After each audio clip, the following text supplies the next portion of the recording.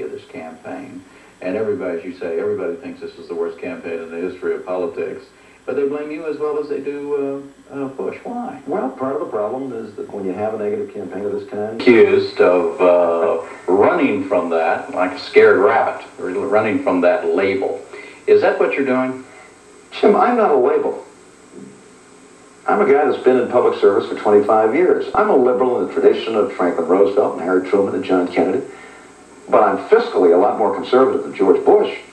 I've balanced 10 budgets in a row. I've cut taxes 5 times in the past 6 years. Mr. Bush, to the best of my knowledge, has never participated in a balanced federal budget. And in fact, we've been living on this massive credit card for the past 8 years. You know, I'm the chief executive of a state who's made thousands of decisions, signed thousands of bills, like most Americans. Some of the things I do, I guess you'd call conservative, balancing budgets, signing what was one of the toughest child pornography laws in the country this past year to protect kids from exploitation. But I'm also very proud of the fact that I'm the governor of the first state in the country to commit itself to universal health care, something Harry Truman was talking about 40 years ago, the governor of a state that's helped thousands of families to move from welfare to work, to get decent jobs, to support themselves and their families, and that's very much in the liberal tradition. The thing I object to is Mr. Bush's use of the term in a way which I think is very deliberately designed to suggest that I and people like me don't have a sense of values, that we're kind of permissive, that anything goes. And anybody who knows me knows that that's the farthest thing from who Mike Dukakis is. I believe deeply in values. I'm very strongly committed to family and community and to high standards. And here again, I think maybe this is an effort to get people to forget that we've had more sleaze and corruption over the past 8 years in the executive branch of the federal government than just about any administration in history. But I think that's the objection I have to the way he uses the term. Certainly the tradition of Roosevelt and Truman and Kennedy is one that I'm part of and I'm very proud of. Why have you left it to him to define what liberal is? Well, I haven't left it to him. I've done the very best I can to define for the American people who I am, and I hope they're getting a better sense of who I am. But if he wants to use the term in a way which I think distorts its meaning as it's come down to us through great Democratic presidents who achieved great things, like Social Security and Medicare, which, by the way, Mr. Bush called socialized medicine back in 1964, as he is now calling my proposal for basic health insurance, socialized medicine. If he tries to distort it, I think I've got to point that out.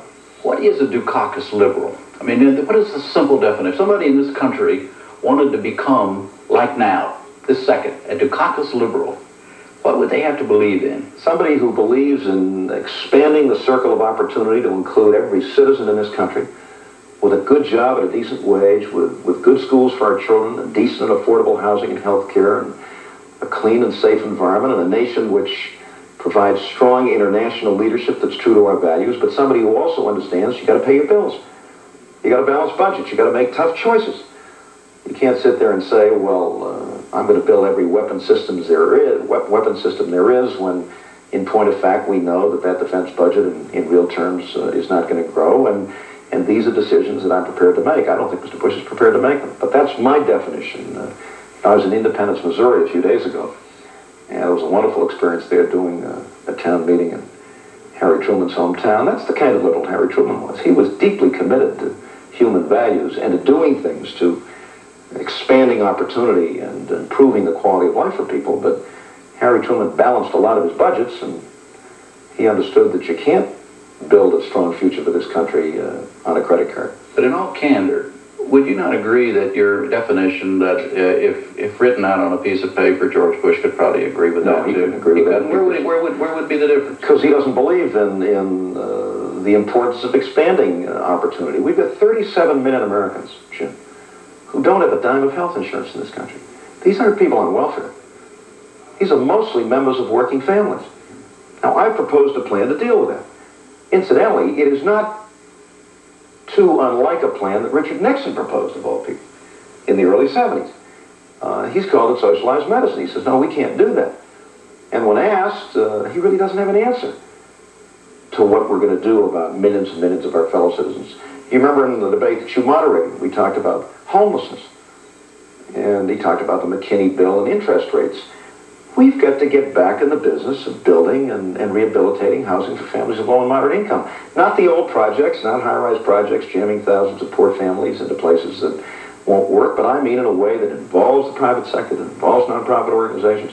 I don't think Mr. Bush has a clue as to how we're going to deal with the problem of housing for families of low and moderate income. So that's a fundamental difference between us. But how do you, as the man who wants to be the next president of the United States, stand before an audience of the 190 million who do have health insurance and get them to rise above their own interests and say, okay, let's figure out a way to get the other 37 million health insurance? Because more and more we're appreciating the fact that if people keep coming to our major hospitals that are sick, Jim, and can't pay, that either those hospitals themselves are going to be unable to provide health care for all, or one way or the other we're all going to pay. And that, in fact, is happening today. As you know, employers who insure their employees are actually paying substantially more to reimburse hospitals for free care that they're providing to people that don't have health insurance. More than that, I think there's a basic goodness and